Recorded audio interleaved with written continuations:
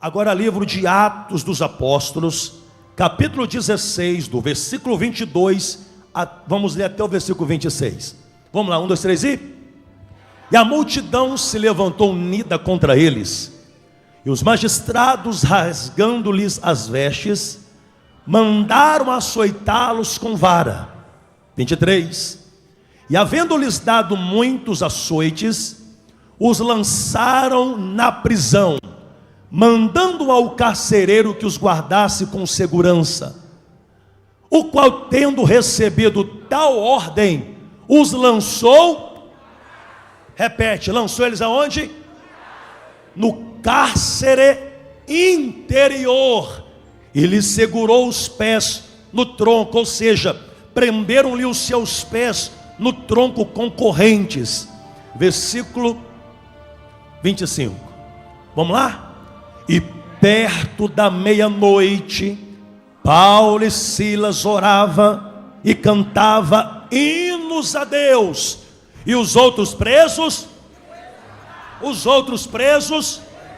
26, vamos lá? E de repente, vamos lá, 1, 2, 3 e... Sobreveio um tão grande terremoto, que os alicerces do cárcere se moveram, e logo se abriram todas as portas,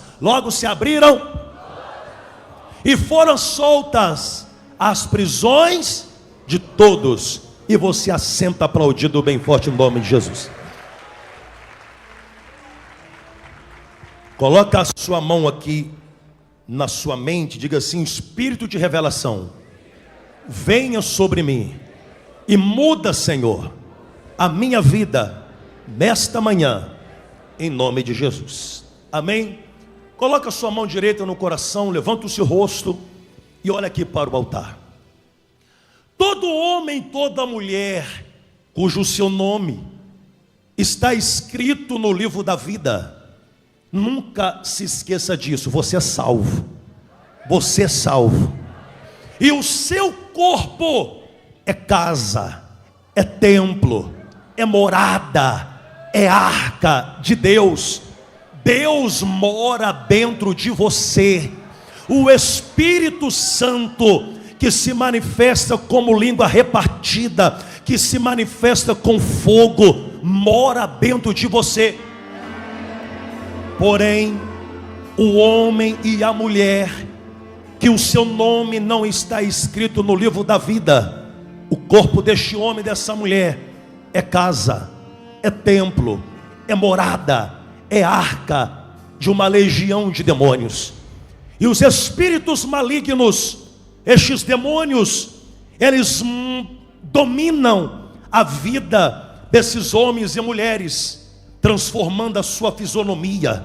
Você já viu alguém quando manifesta, ela muda a sua fisionomia, o seu semblante, o corpo dela retorce, ela rola como cobra no chão, as garras ficam para trás. Ou seja, um espírito que age dominando o corpo daquele homem e daquela mulher. Mas quando um homem e uma mulher é salvo, e o Espírito Santo mora dentro de você, quando o diabo ele olha para você, ele não vê a cor do seu cabelo, ele não vê a cor da sua roupa, a marca do seu calçado, o carro que você anda, a casa que você mora, quanto você tem na conta bancária. Mas quando o diabo olha para você, ele vê em você a marca do sangue de Jesus. O sangue carmesí derramado na cruz do Calvário há mais de 2000 anos atrás. Tem alguém aqui nesta manhã que você foi marcado pelo sangue de Jesus? Só quem é salvo salta dessa cadeira, jogue as mãos para cima e glorifica Ele, igreja. Aleluia! Assenta aí. E o diabo não pode tocar em sequer um fio do seu cabelo, porque dentro de você tem luz, e a luz não combina com as trevas. Porém, o diabo sabe: eu não posso tocar nele, eu não posso tocar nela, então eu vou trabalhar nas escondidas, eu vou trabalhar nas ocultas. O Salmos 31:4 é uma oração. Quem fez essa oração? Davi. Aquele que Deus diz assim: Davi é um homem segundo o meu coração, e o nome dele está escrito no livro da vida. Davi é um homem que eu amo, segundo o meu coração. Porém, Davi vai orar a Deus: Senhor, tirar-me-ás do laço que as ocultas Satanás armou contra mim. Se tem alguém aqui nesta manhã, o diabo tem trabalhado nas escondidas, nas ocultas, contra a sua vida, ou alguma área da sua vida, fica tranquilo, se pois o Filho vos libertar, verdadeiramente sereis livres. Se pois o Filho vos libertar, verdadeiramente sereis livres. Só quem crê que hoje, amanhã, da sua libertação, bata palmas e dá grito de glória.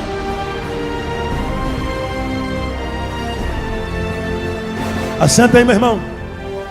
E o texto que nós lemos de Atos dos Apóstolos, no capítulo 16, do versículo 22 ao versículo 26, e o que eu vou estar pregando aqui está desde o capítulo, versículo de número 1 de Atos 16. Depois você lê na sua casa com calma, e tudo que eu vou pregar aqui está lá.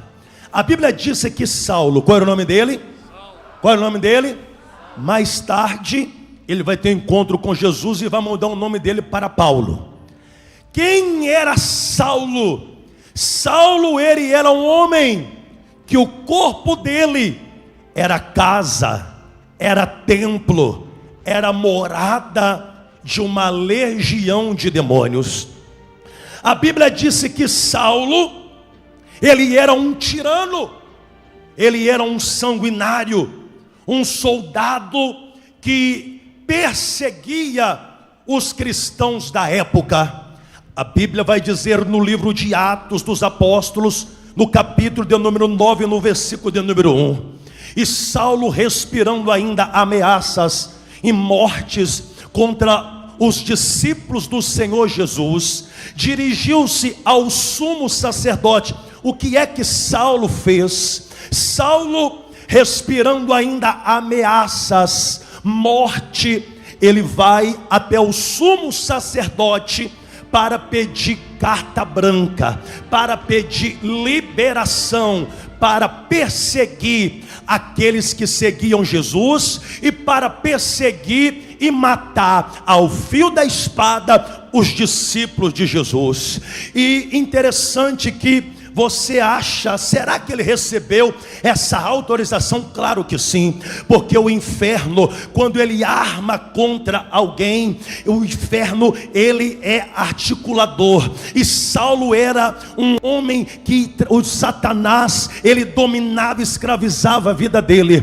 E a Bíblia diz que ele monta em seu cavalo e ele vai em direção a Damasco. Porém, no meio do caminho, a Bíblia vai dizer que ele vê um clarão nos altos céus. Quem é que estava vindo lá? Jesus, o grande desatador. E Saulo tem um encontro com Jesus. Ele cai ajoelhado aos seus pés. E ali, quando ele tem um encontro com Jesus, o grande desatador, Jesus expulsa os demônios dele, e ele é transformado na hora, ele é liberto na hora. Jesus transforma a vida dele na hora. E Jesus disse assim: rapaz, a partir de hoje eu vou mudar o seu nome. Você não vai chamar mais Saulo, mas a partir de hoje você vai chamar Paulo. Você vai chamar Paulo. E agora, quem era Paulo depois da transformação? Um homem que o nome dele está escrito no livro da vida. O corpo de Paulo, depois da transformação, foi transformado em casa, em templo, em morada do Espírito Santo. Deus morava dentro de Paulo. Mas você não entendeu. Deus morava dentro de Paulo e de mim também. O Espírito Santo morava dentro de Paulo e de mim também. O Espírito Santo que se manifesta com língua repartida, que se manifesta com fogo, ele morava dentro de Paulo. Levanta as mãos e diga assim: dentro de mim também. Assenta aplaudindo o nome de Jesus. E Paulo dizia as sagradas escrituras que ele foi transformado por Jesus, o grande desatador. E Paulo se tornou um homem muito usado nas mãos de Deus. Paulo, ele foi transformado e Deus, Jesus, transformou aquele homem para que ele fosse usado como instrumento nas suas mãos. Aquela pessoa que você ama, aquela pessoa que você conhece, ela odeia falar de Jesus, mas quando ela tiver encontro com Jesus, o grande desatador, ela vai ser mais crente do que você. Você vai ficar surpreso com as atitudes dela, o tanto que ele vai fazer pela obra. Dá glória a Deus aí, meu irmão. E Paulo agora é um homem que Deus usa ele poderosamente. A Bíblia vai dizer no livro de Atos dos Apóstolos, no capítulo de número, coloca aí, filho, 19, versículo 11. E Deus, pelas mãos de Paulo, fazia milagres extraordinários. Olha só, a Bíblia vai dizer: e Paulo colocava as mãos sobre o cego passava a enxergar. Ele colocava as mãos sobre o surdo passava a ouvir. Ele colocava as mãos naquele que era mudo, o mudo passava a falar. Paulo era tão usado por Deus que ele colocava a mão sobre o defunto, o morto ressuscitava. Paulo era tão usado por Deus que ele colocava as mãos sobre os leprosos eram limpos, os paralíticos levantavam e voltavam a andar. Qual era o nome dele? Qual era o nome dele, igreja? Paulo, ele pregava por meio de cartas. Paulo se tornou um missionário bem requisitado na época. Parte das sagradas escrituras foi Paulo quem escreveu. Paulo, ele escreveu e pregava para os Gálatas, para os Coríntios, para os Efésios. Ele pregava para os Colossenses, os Tessalonicenses. Paulo pregava para o Tito, Filemon. Paulo, ele era um homem muito usado por Deus.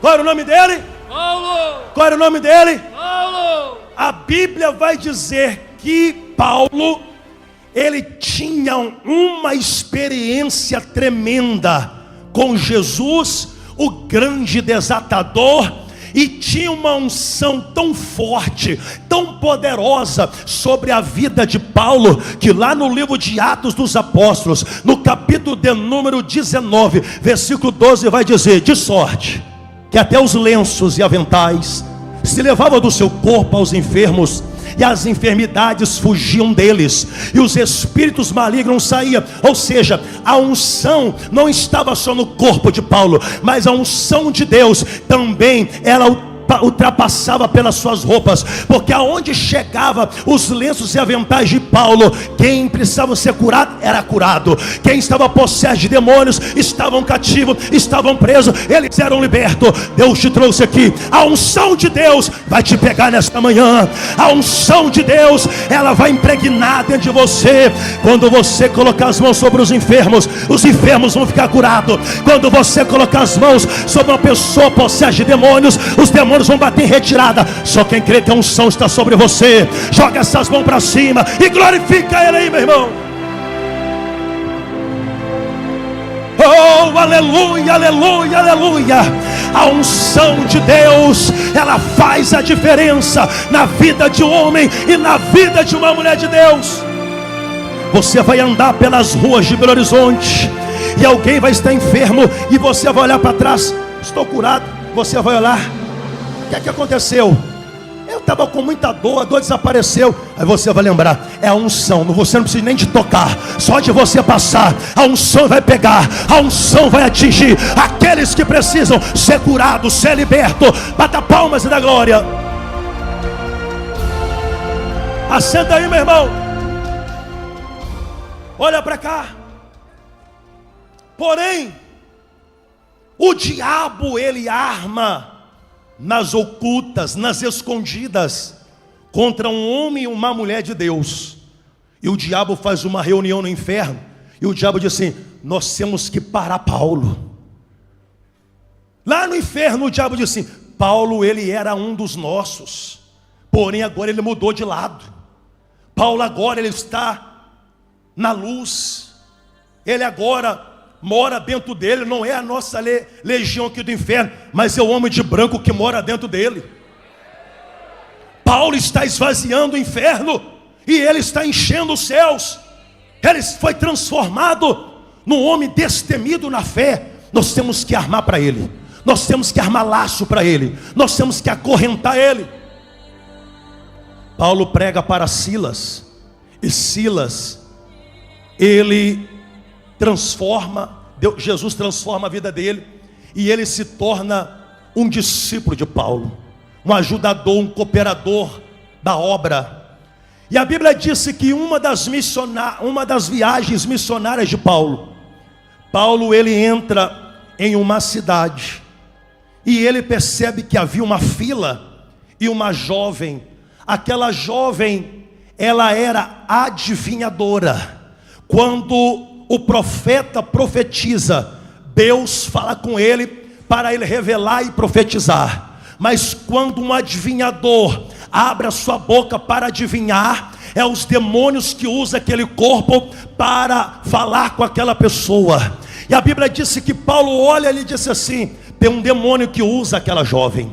As Sagradas Escrituras vai dizer: aquela jovem, ela trabalha para os seus senhores, e ela dava muito lucro para os seus senhores. Toda pessoa que ela é adivinhadora, meu irmão, ela trabalha na Umbanda, na Quimbanda, no Candomblé, ela trabalha na magia negra, tem que pagar. Quantas pessoas, elas não dão a mão para a cigana ler, elas não vão lá no oráculo, elas não vão lá para alguém jogar a carta de tarô, tem que pagar. E aquela jovem dava muito lucro para os seus senhores. Porém, Paulo olha para ela, e Paulo expulsa o espírito do diabo no corpo daquela jovem. E os seus senhores perceberam que eles iam perder muito. Por quê? Porque ela já não dava mais consultas, ela já não revelava mais, ela já não adivinhava mais. O que aqueles senhores fizeram? Reuniram-se na praça, mandaram chamar os magistrados da época, e eles disseram assim: ei, tem 2 judeus que estão em Roma, aplicando costumes ilícitos que não é permitido na nossa cidade. E a Bíblia vai dizer que eles reuniram forças para maltratar Paulo e Silas, e os magistrados deram a ordem, rasgando-lhe as vestes, ou seja, eles se despiram e deram uma ordem: açoita eles, batem neles com chicotes, arrebentam eles. Tá doendo! Ai! E aquelas chicotadas abriram feridas no corpo de Paulo, abriram feridas no corpo de Silas.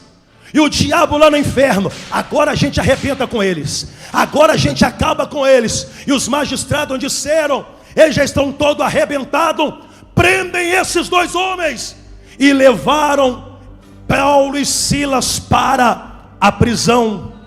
Meu irmão, talvez você está aqui nesta manhã e alguma área da sua vida está presa. O casamento está preso, você está preso na dívida, você está preso no fracasso, você está preso na derrota, você está preso na enfermidade, você está preso por corrente. Mas eu quero dizer para você: fica tranquilo, Jesus, o grande desatador, hoje é amanhã que Ele vai te livrar de toda esta prisão.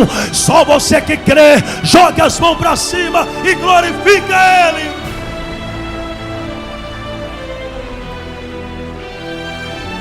Aceita aí, meu irmão. Paulo e Silas, ao ser levado por aquele soldado, quando colocou ele na prisão, a ordem dizendo: ei, prendem Paulo e Silas no cárcere interior, acorrentam eles naquele tronco, e fica do lado de fora o soldado, vigiando Paulo e Silas para que eles não escapem. Por que prenderam Paulo e Silas não numa prisão normal, mas prenderam Paulo e Silas no cárcere interior. O cárcere interior é pior do que a prisão de Alcatraz. O cárcere interior, os historiadores vão dizer que era um lugar com pouca luminosidade. O cárcere interior era um lugar com pouca ventilação, um lugar úmido, um lugar escuro, um lugar que era fedido, e passava dentro do cárcere interior o esgoto da cidade. Os historiadores dizem, quando alguém morria na guerra, quando alguém ia a óbito, não enterrava-se os corpos, mas lançava-se aqueles corpos naquele esgoto. Imagina o mau cheiro dentro do cárcere interior. Todas as pessoas que eram lançadas no cárcere interior, poucas sobreviviam. E quando sobreviviam, elas saíam de lá e ficavam com sequelas. Porém, Paulo e Silas, lá no cárcere interior, a Bíblia vai dizer, as sagradas escrituras vão relatar que por volta da meia-noite, Paulo e Silas orava e cantava hinos de louvor a Deus. Olha a entrada do anjo aqui nesse lugar. Olha a entrada do anjo aqui nesse lugar. Irmãos, preste atenção. Paulo e Silas, por volta da meia-noite, no cárcere interior, um lugar fedido, um lugar com pouca luminosidade, com pouca ventilação, não murmurava, não reclamava, não dizia, Deus esqueceu de nós. Cadê Jesus, o grande desatador, o qual nós demos a nossa vida por Ele, pregando o Evangelho, entrando em becos, vielas, viajando, e nós nunca pensou em desistir, mesmo sofrendo, nós sempre procurando fazer o melhor. Mas eles não murmuraram, eles não reclamavam, eles não ficavam ali dizendo, ó céu, ó lua, estamos acabados, acabou para nós. Não, mas a Bíblia vai dizer, Paulo e Silas, por volta da meia-noite, em meio a um problema, em meio a uma tragédia, em meio, vamos dizer assim, uma tragédia, Paulo e Silas oravam e cantavam hinos de louvor a Deus, hinos de louvor a Deus, de sorte que os outros discípulos, aliás, os outros presos, porque ele estava no cárcere interior, escutava-os, ou seja, a sua oração, o seu louvor vai ecoar a quilômetros de distância, para sustentar, para fortalecer homens e mulheres, por meio da sua fé. Quem crê, dão glória para Jesus. Eles oravam e cantavam hinos de louvor. Deus vai na frente, abrindo caminho, as palmas, as correntes, tirando os espinhos, ordena os anjos pra contigo lutar.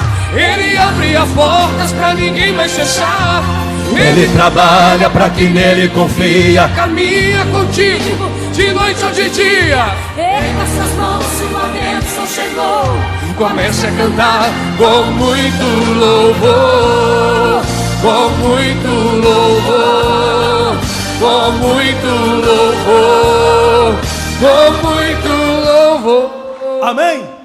Paulo e Silas oravam e cantavam hinos de louvor a Deus.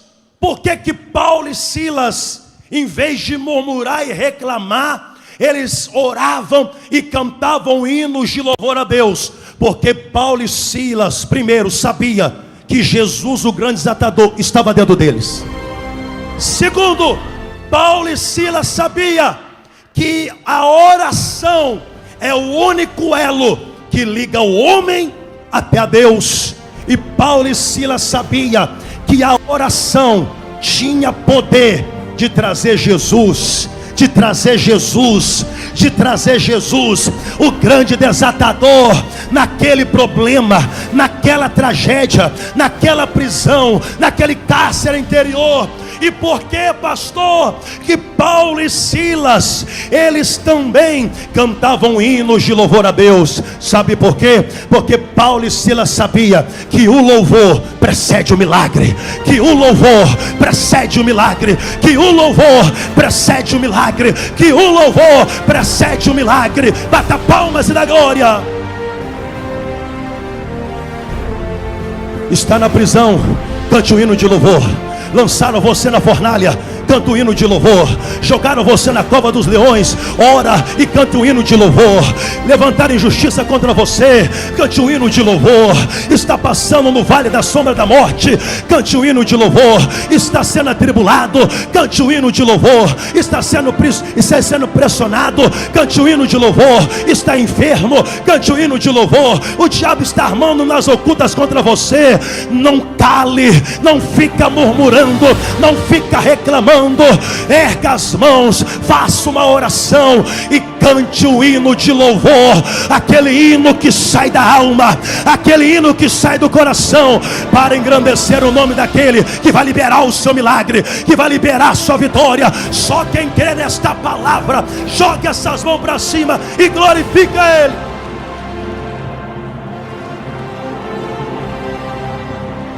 Assenta aí, meu irmão. Por volta da meia-noite, Paulo e Silas oravam e cantavam hinos de louvor a Deus. Por que eles cantavam hinos de louvor a Deus e oravam por volta da meia-noite? À meia-noite, os dois ponteiros do relógio estão apontados para o céu. E a Bíblia, ela relata alguns milagres que aconteceram por volta da meia-noite ao clarear da madrugada. Por volta da meia-noite ao clarear da madrugada, o Senhor feriu todo o primogênito no Egito. Por volta da meia-noite ao clarear da madrugada, Gideão em 100 homens vence os medianitas de forma milagrosa. Por volta da meia-noite ao clarear da madrugada, Sansão, movido pelo poder de Deus, removeu os portões de Gaza, mostrando que o poder de Deus é maior do que qualquer exército.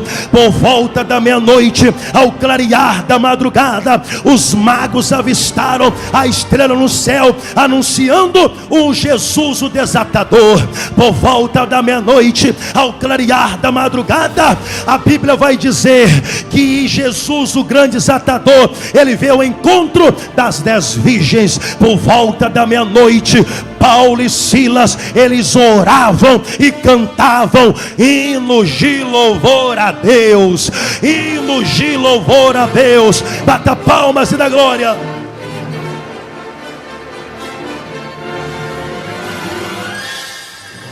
Olha para cá, meu irmão.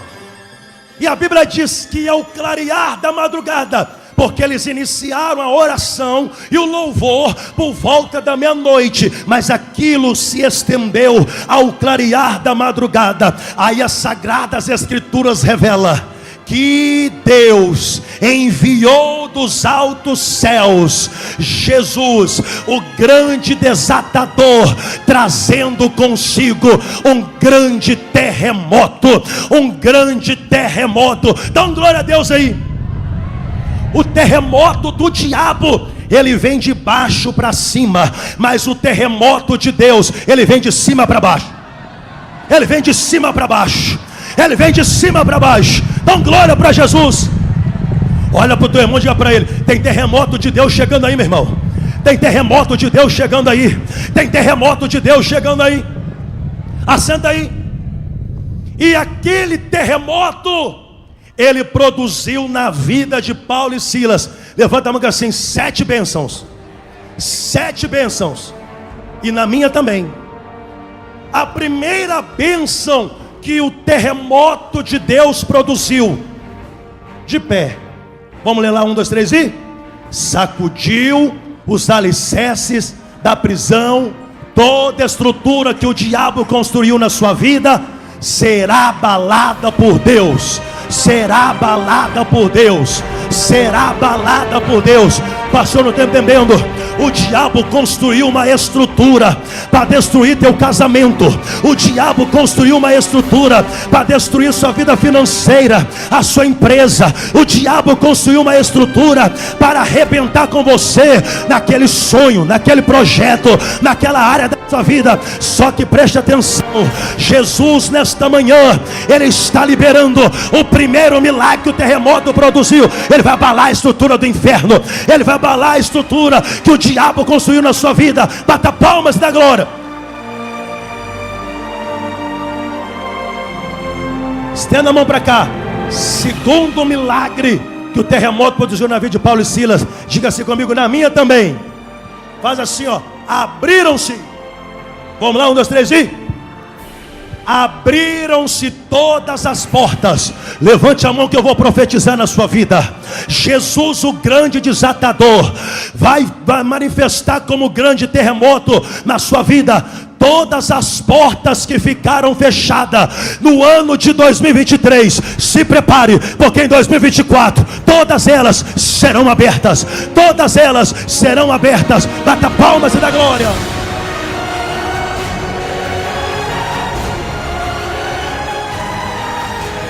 Assenta aí. Terceira bênção que o terremoto produziu na vida de Paulo e Silas. Bate a mão no peito e diz assim: na minha também. Faz assim, ó. Soltaram-se as cadeias de todos. Assim, ó. Vamos lá, 1, 2, 3 e... soltaram-se as cadeias. Olha para cá. Quando a Bíblia diz que soltaram-se as cadeias de todos, não foram só a de Paulo e Silas, mas todos que estavam presos naquela prisão. As cadeias fizeram o quê? Soltaram. Os presos não entendiam nada. Soltaram, estávamos presos e as correntes caíram, um olhando para o outro. Sabe o que eu aprendo aqui? Quando Jesus, o grande desatador, Ele desatar, quando Ele livrar você dessas correntes do inferno, não só você vai ficar livre, mas toda a sua família vai ficar livre. Todas as áreas da sua vida vai ser livre. Quem crê, bata palmas e dá glória. Levanta a mão e diz assim: quarta bênção que o terremoto de Deus produziu na vida de Paulo e Silas. Diga assim: na minha também. Assenta aí. Salvação da família. A Bíblia diz no livro de Atos, capítulo 16, versículo de número 27. Coloca aí, por favor. Atos 16, versículo 27. Consegue colocar aí, rapaz? Olha para cá. Ah, colocou. E acordando o carcereiro, e vendo o quê?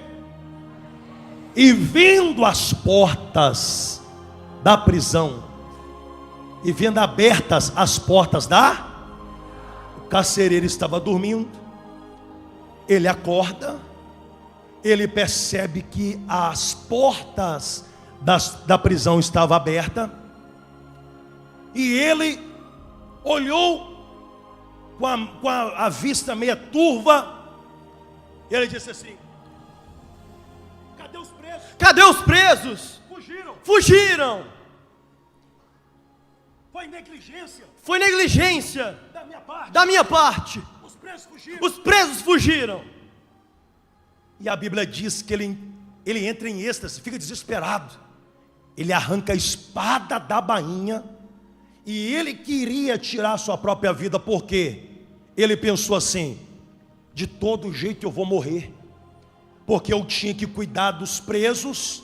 Eu apaguei num sono profundo, e agora os presos fugiram, então é melhor eu tirar a minha vida. Eu vou tirar a minha vida.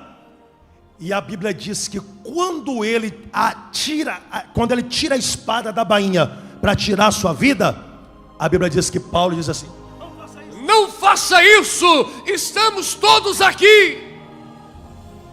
E aquele soldado ele começa a tremer, e ele pula na frente de Paulo e Silas, e ele disse assim: Senhores, o que é que eu tenho que fazer para que Jesus, o grande desatador, entre dentro de mim, faça morada dentro de mim? Crê no Senhor Jesus, o desatador, e será salvo, tu e a tua casa. Crê no Senhor Jesus e será salvo, tu e a tua casa. Crê no Senhor Jesus e será salvo, tu e a tua casa. Bata palmas e dá glória.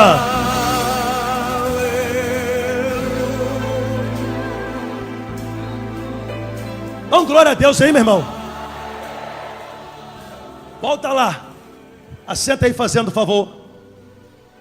Quinta bênção que o terremoto produziu na vida de Paulo e Silas. Estenda a mão para cá e diga assim: lavou-lhes os vergões dos açoites. Vamos ler mais uma vez, 1, 2, 3 e... Agora o ex-inimigo, aquele que havia açoitado Paulo e Silas, a Bíblia diz que estava cuidando das feridas deles, com azeite, que representa o Espírito Santo, com vinho, que representa o sangue de Jesus. O carcereiro estava limpando o suor, as lágrimas, limpando ali o sangue, cuidando das feridas de Paulo e Silas. Lavou-lhes os vergões dos açoites. Pastor, não estou entendendo. Vai entender agora. Aquele que sempre bateu em você com língua afiada, aquele que bateu em você fofocando, falando mal de você, aquele que bateu em você querendo ver o seu fim, aquele que bateu em você cuja boca dele era boca para te desmotivar, fica tranquilo, Deus vai mudar a vida dele, e ele vai ter que falar só bem de você, ele vai ter que falar do Jesus, o grande desatador que está na sua vida. Não debata com ele, não murmure, não fala nada, só confia que aquele que sempre bateu em você, de uma certa forma, ele vai estender a mão e vai cuidar de você, vai falar bem de você. Quem crê, bata palmas e dá glória.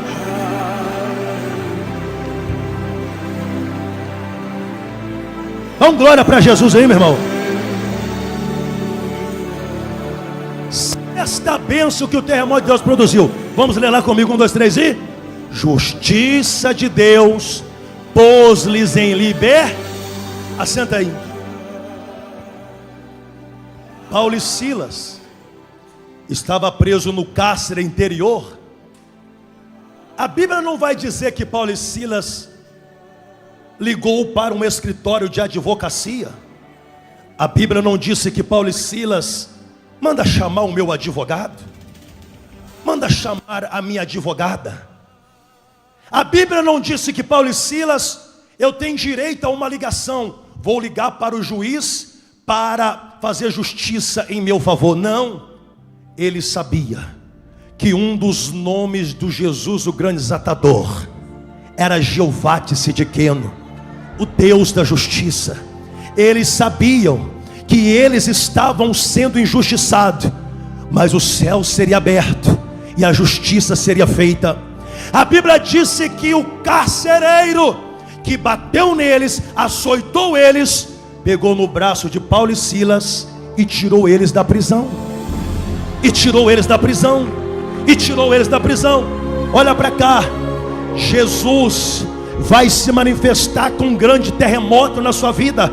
Aqui nesta manhã tem homens e mulheres que há quanto tempo você tem uma causa presa, uma causa no Ministério do Trabalho, uma causa trabalhista, uma causa da vara familiar, de uma pensão alimentícia. Tem pessoas aqui que você tem um processo há anos que tem roubado a tua paz, roubado a sua alegria, as suas noites de sono. Quanto você já não tem pagado? Se você fizer as contas, você fica louco, doida, porque o tanto que você já deu dinheiro para o advogado, mas até agora não resolveu. Mas eu quero dizer para você nesta manhã, Jesus vai se manifestar como grande desatador, e a sua justiça será feita em seu favor. Quem crê, bata palmas e dá glória.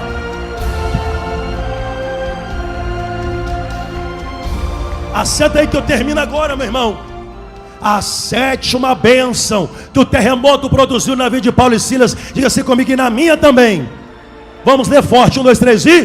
provisão divina, necessidades supridas. Vamos lá, 1, 2, 3 e... de pé. Essa aqui é demais. O carcereiro, olha só o que o carcereiro fez. Atos dos Apóstolos, capítulo 16, versículo 34. E levando-os a sua, lhes pôs lá debaixo do pé de manga, lá no hall de entrada, lá no cantinho. Levou eles para onde? Para onde? Na mesa. O carcereiro levou Paulo e Silas para a sua casa e os pôs assentado aonde? Aonde? À mesa. Continuando. E alegrou-se de que com toda a sua casa havia crido em Deus. Por que Paulo e Silas se assentam à mesa? Eu preguei semana passada, quem aqui estava vai lembrar de alguns detalhes.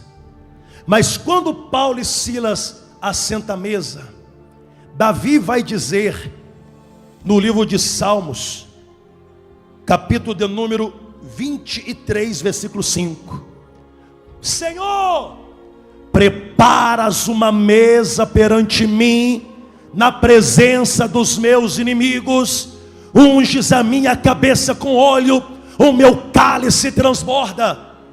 Só que agora, Paulo e Silas, assentado à mesa, ele lembra do que Davi disse, porém ele faz diferente. Ele diz assim: Senhor, preparas uma mesa perante nós, na presença nosso ex-inimigo. Porque o ex-inimigo agora se tornou amigo. Porque a mesa, Deus está nela. A mesa representa alinhamento. A mesa, ela representa comunhão.